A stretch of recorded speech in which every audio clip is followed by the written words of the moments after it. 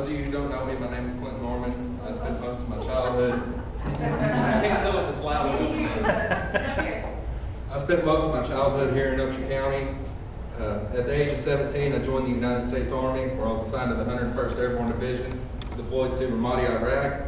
I was wounded in combat by a roadside bomb on June 1st, 2006, while conducting a patrol in Ramadi. Finished my tour in Iraq and came back home. Started the police academy 3 months later and began my law enforcement career right here in Upshur County. I currently work for Gilmer PD, and on a dual commission I work for Big Sandy Police Department.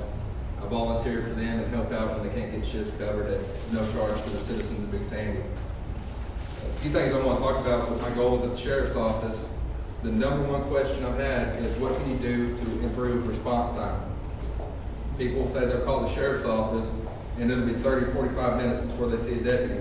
That's unacceptable. A lot can happen in that time frame. My plan is to put a deputy in each precinct 24 hours a day, and that will not increase my budget at all. That will result in deputies showing up within 10 minutes versus 30 or 40. Media relations. It is important to have a good working relationship between your law enforcement agencies and your media. When you do that, the people of the community deserve to know what's going on in their community. When you have a good working relationship with the media and they get the facts and they get it out there to the citizens, that results in crimes being solved. There's always somebody somewhere that's seen something. Warrants division. Our Sheriff's Office does not have a warrants division, which I plan to implement without increasing my county budget. There are other positions that can be repurposed and utilized for that. We've got so many warrants at the Sheriff's Office that nobody's going out and serving. How many more crimes do they get to commit between the time that warrant is issued and the time that they are picked up and brought to justice? We have a drug problem in Upshur County. We have a drug problem in East Texas and all over the United States. The majority of the narcotics are not being brought in or manufactured in Upshur County. They're being brought from Houston, Dallas, transported to Tyler, Longview, and then spread out throughout our communities. The one way we can combat that is a better working relationship with the federal government law enforcement, DEA, ATF. Those are the ones that can go out there and get them. We can only do so much here in Upshur County. And not to mention, we arrest them, and most of the time they're out before we can do the report on it because their bonds are set so low. Accessibility to the Sheriff's Office. The one way that you can get in contact with the Sheriff's Office right now is by phone. This is 2015. We have so many more ways that we can utilize to contact the Sheriff's Office through email, websites, even text messaging. Police presence. Number one deterrent of crime is law enforcement presence. If a criminal sees a cop, he's going to think twice about what he's doing. I want to increase police presence by myself wearing a uniform and driving a marked unit. And I want my entire command staff and every sworn law enforcement officer at my agency to wear the department uniform. Open door policy. I want any citizen in Upshur County to be able to come to me if they have a problem directly. You walk in that Sheriff's Office, you have a problem, you need to see me, I want to be there for you. Cooperation with local police departments. There's none right now. It is important for us to all work together. We're spread thin as far as law enforcement in the county. We all have to work together. We all have to meet, listen to each other's problems that they're having in their own communities, and work together to combat it. Problem-oriented policing along with community-oriented policing. Animal control. Everybody knows we have an animal control problem in the county, right? Wood County's got animal control, Gregg County, Smith County. Why don't we have it in Upshur County? That is one thing that I would intend to implement at the Sheriff's Office, is an active animal control unit. Because when deputies are responding to animal calls, they're not out there patrolling. They're out there answering stray dog calls. That's unacceptable.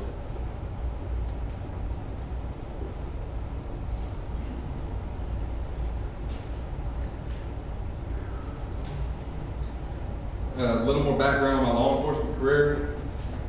certified field training officer that courses in homicide investigations, police administration, sexual assault, family violence investigator.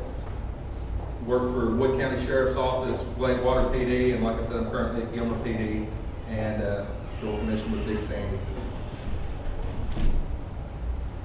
You give me the next 4 years as sheriff of your county, and I promise you, I will give you the most professional, efficient law enforcement agency you have ever seen in Upshur County. Thank you for your time.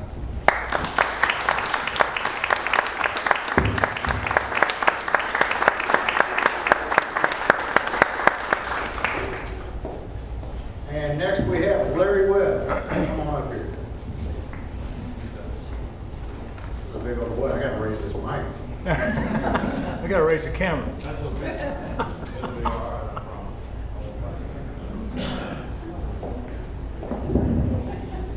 Say, Mr. Webb, if you would stand just a little to the left, so you'll be in the light. I can get a better.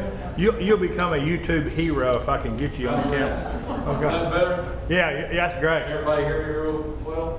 Good? I'm like, all right. All right. Are you there? All right. All right. My name's Larry Webb. I've been in law enforcement for 25 years now. I started my law enforcement career when I joined the military as a military police officer back in 1988, straight out of high school. From there, went on to police school, the military police school, stayed in the Army for over 5 years, met my lovely wife while I was still in the service, and we got married, and then I came back. Started living in Longview. I actually graduated from Longview High School, but I went to junior high and my freshman year of high school here in Gilmer. Then I started for the Longview Police Department in '95. While I've been there, I've been able to do a lot of things. I've been a supervisor for the last 9 years, going on 10. I've been able to do a lot of things there. Started off as a patrolman, working in patrol. I then went to a street crimes unit where I worked in narcotics, street level crimes, prostitution, vehicle burglaries, worked those things, worked those cases on my own as a detective, and then took those things on to the DA's office for prosecution. Then from there I was assigned, had a canine unit that came open, a dog that came from Czechoslovakia. My wife will tell you he's real close to me. The dog, we worked in the streets for 5 years as a canine team. He was dual purpose, narcotics. He was a 96-pound German Shepherd, and he was probably one of the best partners I've ever had so far, except for my wife. I just want to make sure I said that before anything happened. The other part of it is, once I did the canine unit, he actually got too old, he retired, so I promoted. I became a sergeant, where I'm currently a sergeant now. And from there, I've been able to be administrative sergeant for all the shifts that we've worked. I've been a field training supervisor for the field training officer, been a field training officer for that. I've also been, all administrative issues is probably, when you talk about supervisors, dealing with folks and all them other people. But in 1996, my wife will tell you, I had the opportunity when I was in the military to actually go to the military SWAT school, which is the SRT at Fort McClellan. My wife really didn't understand why I wanted to put myself through that torture, but if it wasn't for her, it probably would have been the longest 2 weeks of my life.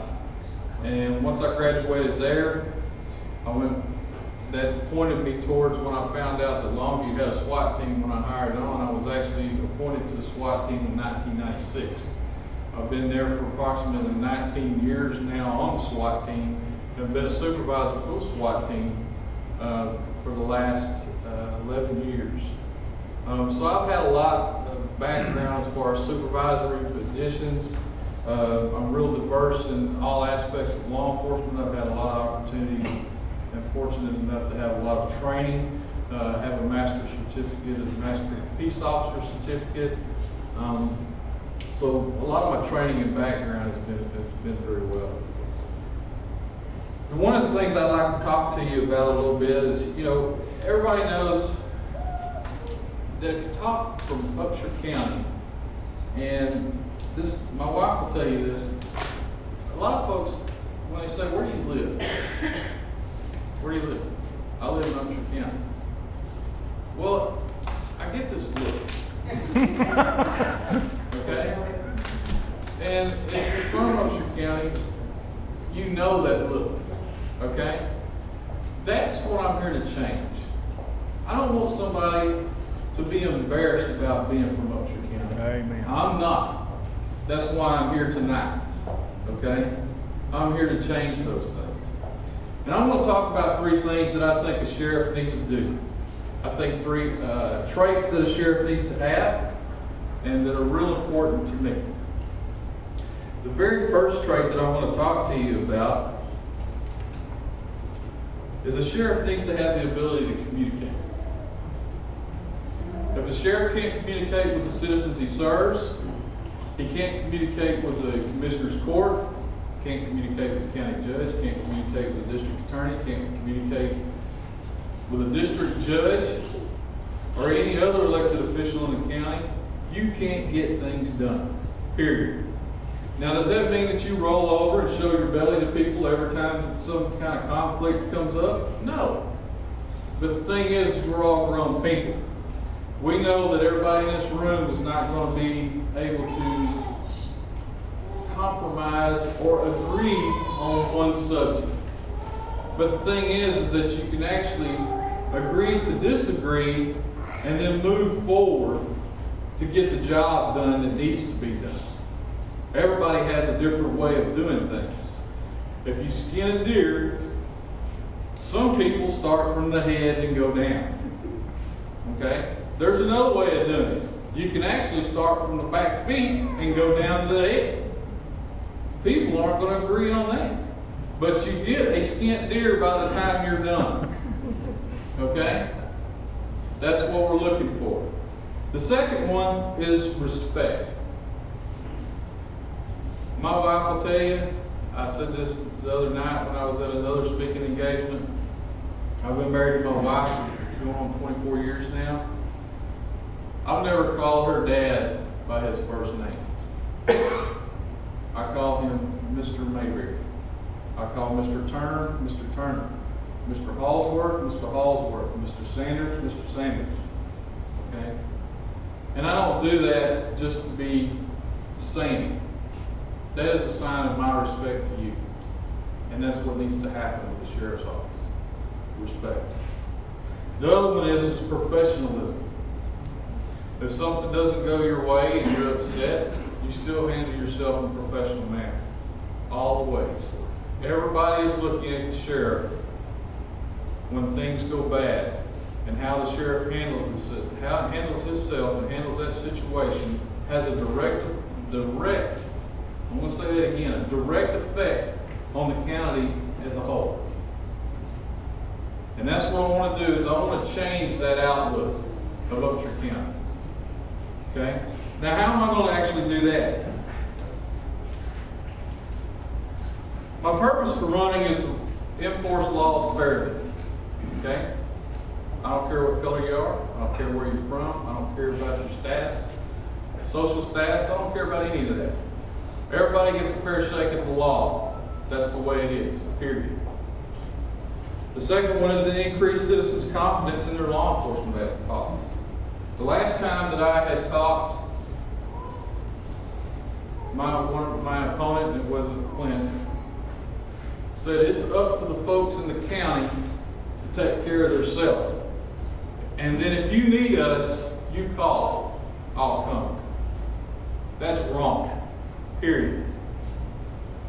You pay tax dollars for a patrol officer to be patrolling out in your area. And if you need a patrol officer, I don't care if it's to come out and say hi to you. If you want to meet your patrol officer, you call them. They're going to be there. Period. If they don't, then you call me and I will be there. Period.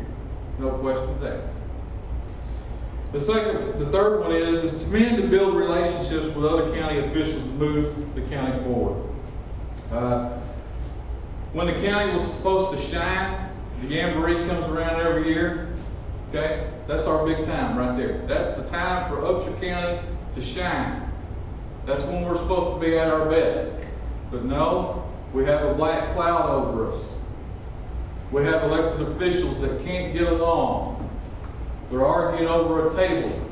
They're arguing over chairs. They're arguing over locks. Now, how does that make us look? Okay? That can be handled through communication, respect, and professionalism. That whole incident that day could have been done that way. Bring law enforcement programs to the county that the citizens deserve and will improve their quality of life. I'm going to talk about those here in a few minutes.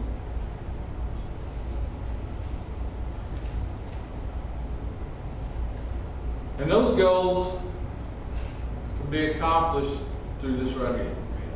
The very first one that I'm going to talk a little about is a unit that investigates and assists in the prosecution of drug offenders.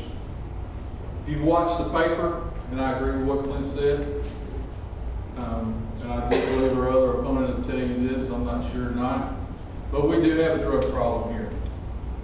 Over my 25 years in law enforcement, I've been able to work in drugs, okay? I know what street level narcotics is. I know what the actual, when they start bringing them in, source, and what Clint was talking about a little earlier, is actually the source cities. But I do differ with this. There are drugs being made in Upshur County.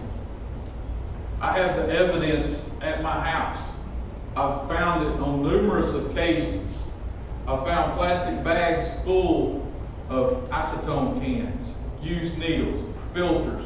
I even found their ACL generator one day that was thrown on the side of the road, and they actually had to have a DEA cleanup team come out to my house and pick it up. So that's not just drugs that are coming from the cartels from Mexico, Houston, Dallas, coming up that way. Okay, that stuff is being done here. Those are home cooks that are getting the stuff here. We need a unit that'll take care of that. Address animal control issues. If you talk about animal control issues, I know that very well. My wife will tell you that. If Constable Jenkins was here, he'll tell you of a conversation that we had with a dog that was dropped off in my yard. I actually paid for the dog to be taken away. I went and took it to the Humane Society, which had a very good ending because the owner of the dog, that was the first place that they called and said, a person just dropped that dog off and picked the dog up. Come get it. So it cost me $50, but she was real nice enough to reimburse me for my taking the dog up there, and we took care of it. But the animal control issues here in the county can be addressed through grants that you can get. A whole unit can be addressed. The vehicle can be done. The person that's in the, that's actually the animal control officer can be done through the grants, and those things can be addressed. The third one is establish and maintain a relationship with the citizens through crime watch groups and create a citizens police academy. Community policing, which you heard Clint talk about a few minutes ago, community-oriented policing. Those are two philosophies. One of the, actually, community policing started back in 1980, which is called the Broken's Window period. The reason I know all this about the community policing because I was actually a supervisor for the unit for over 5 years there in Longview, where I was responsible for the whole city. I had 6 officers that worked underneath me, and each one of those officers had a beat, and they were actually the liaison for the police department to the citizen. So they actually went to when neighbors had a dispute over a barking dog at night. Okay, a neighbor had a dispute over property lines, maybe parking vehicles. There's a lot of times that people call police officers that it's not a dire emergency, life or death at that very moment. You might have a disagreement with somebody. There might be another issue there, whatever. Okay? But it's not a life or death. But at that point in time, when you call, That is the most important thing that is going on in your life right now. Because it was so important to you that you needed to call us. That's why an officer and a deputy is going to be on his way. Period. The Citizens Police Academy, I've done numerous of those, organized, facilitated the class. It was a 7-week class. They made each week Tuesdays and Thursdays. We actually brought in detectives. We brought in patrol officers. We brought in district attorneys. We brought in city judges. We brought in all kinds of, and we actually showed the citizens how their law enforcement and justice system works, which is a very good thing.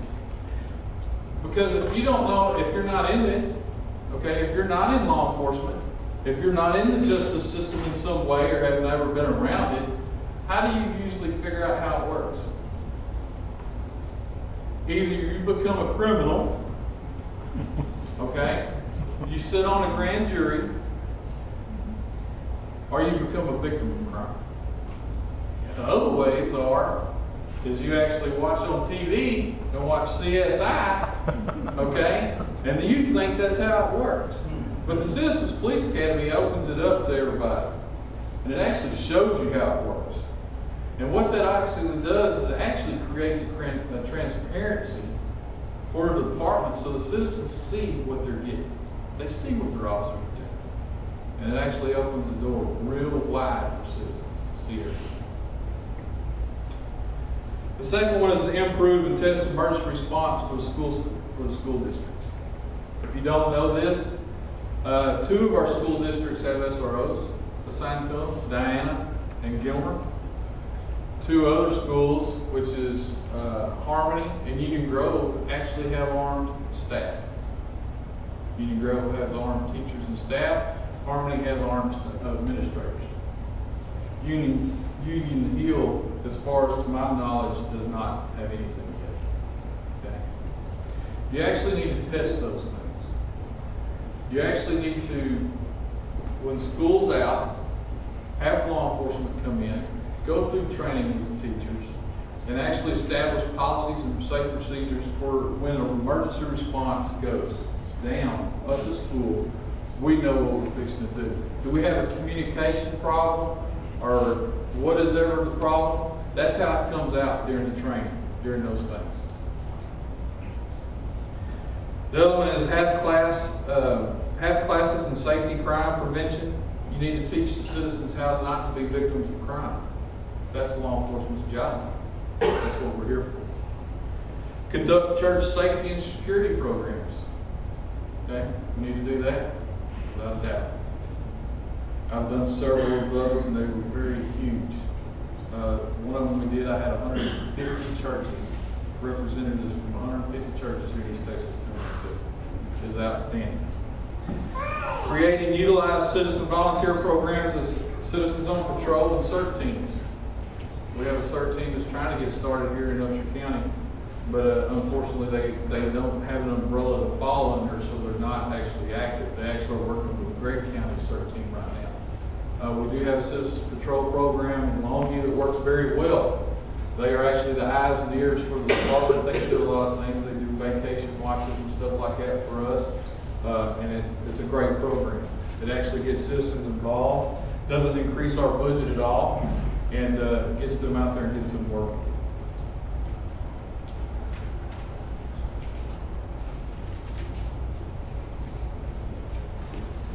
In closing, the job of any law enforcement agency is this: to reduce crime, reduce the fear of crime, prevent civil disorder, and improve the quality of life of the citizens they serve through partnerships. That's the big thing, partnerships. It's time that our county has a sheriff that is engaged with the citizens he serves, has the ability to work with other elected officials, and have the ability to provide the best services that they can together. A sheriff is the keeper of the peace in the county, and I know that I'm the best candidate for the Upshur County Sheriff's Office. With that said, I ask for your support and your vote, and thank you very much.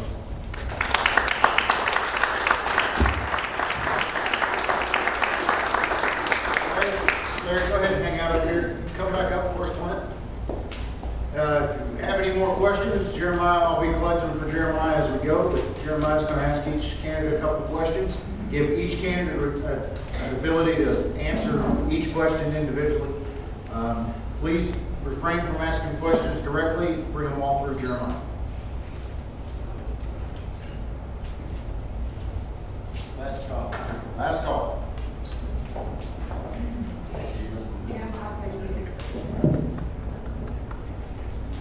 I'll just stand here then. Okay, Mr. Norman, Mr. Webb, I believe we have, yes, we have all but one question for both of you, but Mr. Norman, I think you'll have a chance to respond to Mr. Webb's response, but we'll save that one for you. Okay, these are questions collected from the audience. I just want to make a quick note, these have been collected right here. Either candidate has seen these questions up until this moment. Also, I myself am simply reading these questions as they are written. Just want to make that clear. Jeremiah, when they answer the question, would you get them to stand in the light at the microphone where they can get them on camera, please? No problem. Okay. First question, and Mr. Norman will have you go ahead. First, will veterans preference be given when hiring? And will you give additional preference for military police training and experience? Absolutely. Our veterans are very important to me, being a veteran myself. I know there's been issues where police officers have had a hard time getting a job because they're in reserves, because the county doesn't want somebody who's going to be gone a weekend a month. I'm all for the veterans, and absolutely they will be given the preference. And how about additional preference for military police training and experience? Yes, those of you who don't know, if you have military police training in the state of Texas, you can get straight out of the military and take the licensure exam and be issued a Texas police officer license. I want those kind of people in my agency, the ones who serve and want to continue to serve in their own communities. Mr. Webb? Without a doubt, veterans. I know Norman's a veteran, I'm a veteran. There's a lot of others in here also. The veterans, one thing is they actually fit law enforcement very well. They're used to a command structure, they're used to uniforms, they know how to look in appearance. When they go in the military, they're actually taught leadership skills, respect, professionalism, those things that we talk, and would actually be a very good thing to have, yes.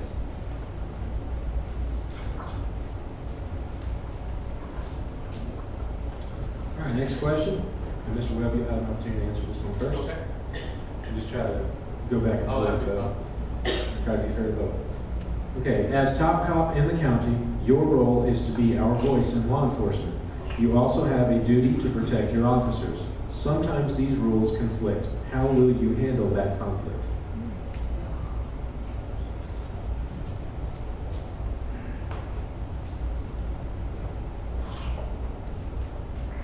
To protect the officers, this is one thing.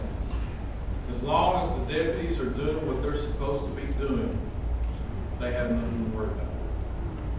But if they don't, and they do mess up, then that's when the things go wrong. Coming from the agency that I currently work with, law enforcement officers do make mistakes. Okay? But that doesn't mean that you cover things up. You bring that to light, you admit to the mistakes that are made, and you handle them. If an officer has done wrong and is wrong, then that's the way you handle it. If he's right, then you stand behind that officer 110% and go the full distance. Now, that might conflict with what some people think in the community. But the thing is, if that officer's right, then you're going to explain it to the community as the sheriff and explain to them the whole thing. The worst thing that you can do in a critical incident like that is to not say anything as an elected sheriff. You have to come out, you have to at least say something to the citizens on what's going on and show them that you're investigating anything bad that's going on with your deputy, or if they've done anything or they did the right thing, and explain it to them. Because if you don't tell them, the media is going to tell them something, I guarantee you. So you need to be able to communicate with them. It comes down to three things: state law, code of criminal procedure, and common sense. If one of my deputies were to do something wrong, then they will be reprimanded and the situation will be taken care of. But if my deputies are right, I'm going to fight tooth and nail for them. I'm going to have their back 100% because I believe in that. I know there's problems in some agencies, especially in this day and age. Officers are scared to act because they're scared of repercussions even if they're right. That's not a good thing. That puts all of us at risk. So yes, I am for Department of Transparency. If something does go wrong, I'm going to be as open as a book, and y'all will be able to know everything that I know.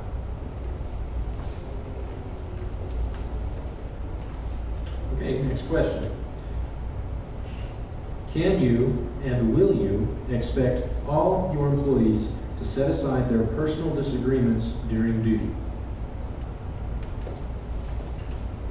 Absolutely. This job, there's no place for personal feelings in it. You have to go up there and you have to do your job by the book, and I will expect nothing less from my deputies.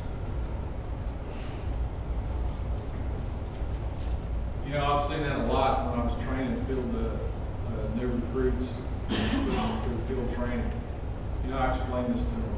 It's a job. It's a job and it's a call. And if you take everything that something does to you personally, you're not going to last very long in law enforcement. To give you an example, Saturday, I was trying to help a 1096 person. This is a person with a mentally ill deal. He wound up headbutting me. You haven't noticed my lips kind of bluish looking. He headbutted me in the nose. I was bleeding profusely. Okay? Didn't hold it against him. Okay? I didn't go nuts. All right? Didn't pull the stick out and start whacking on him or none of that kind of stuff. Okay? I went and got the guy some help. I didn't take it personal. He's looking at me in the uniform. He doesn't know me as Larry Webb. So the personal part is they need to follow the law. It needs to be lawful, moral, and ethical. If they follow those three things, they're going to be good to go.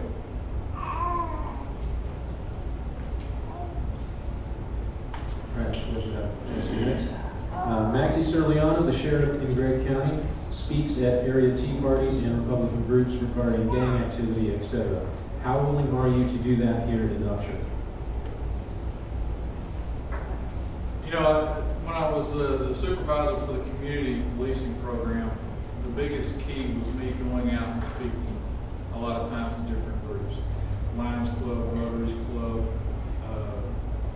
churches, any community event. We did National Night Out. We do all those things, and I'd actually go out and talk to them. Gang activity is a subject that needs to be addressed, needs to be talked about. And the big thing between the sheriff and the citizens is they need to be able to communicate with everybody. If there's an issue out there that's coming up, a new trend, a new criminal trend, and right now it's in the community with the gangs, a sheriff needs to be on the front line. He needs to be talking about those things and keeping people informed on what's going on.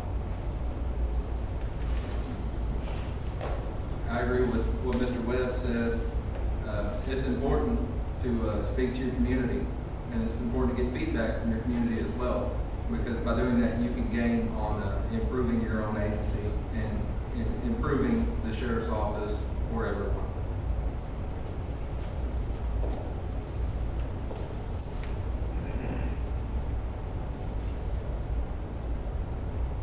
All right, next question is, how do you feel about the Second and 10th Amendments to the United States Constitution?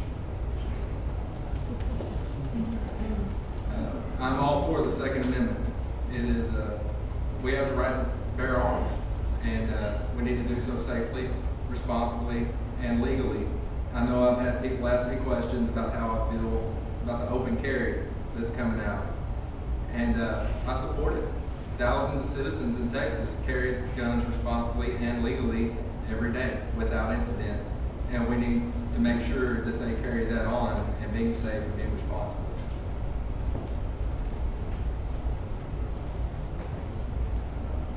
Second and 10th Amendment. Second, I'll start with the first one. Second Amendment, right to bear arms. My wife will tell you this. That is not an issue with me. Period.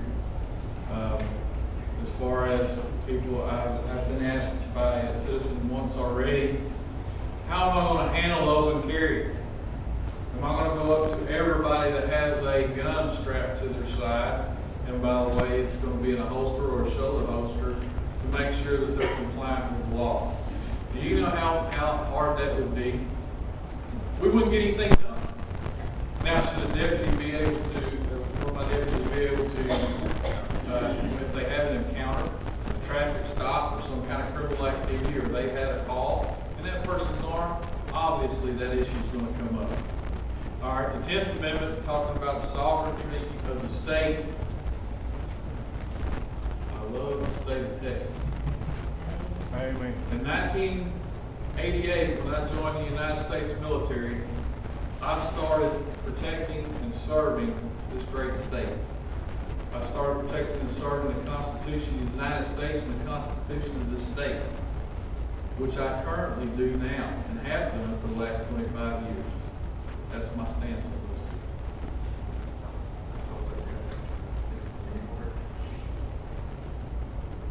two. Okay, this is the final question. Given the government's threats to confiscate weapons and to disarm citizens, where do you stand on this? Will you assist the feds or protect the citizens of Upshur County? I forgot, sir. You want to go ahead and do it? Nobody from the federal government will come in here and confiscate anybody's weapons, I'm sure. We will not let that happen. That is a constitution set in stone, and I'm not going to let it happen. I'll do whatever it takes to protect you from that. Confiscation. If you really think about it, and they showed up, and they went to grab your weapon, what do you think's fixing to happen? Huh? I know there's people out there that think weapons are bad. There's been a lot of controversy, okay? And that comes down to a real easy thing here. I am a police officer, and Glenn will probably tell you this too. I can't spell. I have trouble spelling words. I don't know a police officer yet that can. Okay? I have my own spell check and grammar person right over there as the English teacher, my wife. And trust me, my daughters tell me when I start talking bad too. Okay? But when it comes to confiscation of weapons, and you start talking about spelling, if a person misspells a word, is it the pencil fault or is it the person? Okay? Or when you start having violent crimes, is it the gun's fault or is it that person's fault? It's the person.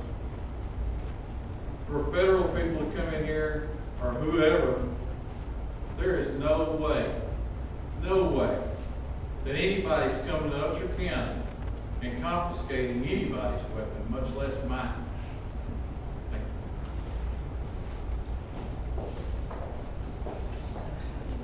you. Thanks, guys. I think that's it for the questions. Any last questions for Darrell? All right, you guys give these guys a word.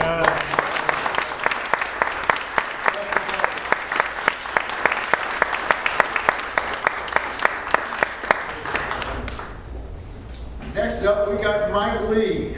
Mike Lee is a retired Navy hovercraft pilot and flight instructor. He's a professional political and motivational speaker. He's a radio talk show host. The owner of Queen City Funeral Home. Man, I bet that's a conversation starter right there.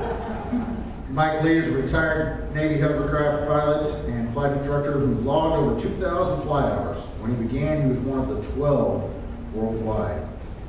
During the First Gulf War and under his leadership, this detachment was awarded and remains the only hovercraft detachment to receive the Navy's Battle Efficiency Ribbon and Combat Action Ribbon.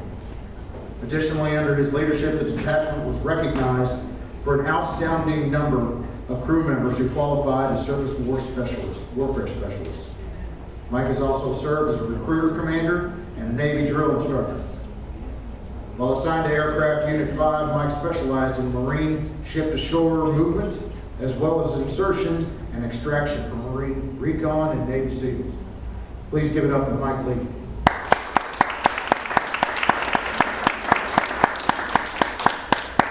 Hopefully I won't get any feedback here. I only have one question for our sheriff candidates.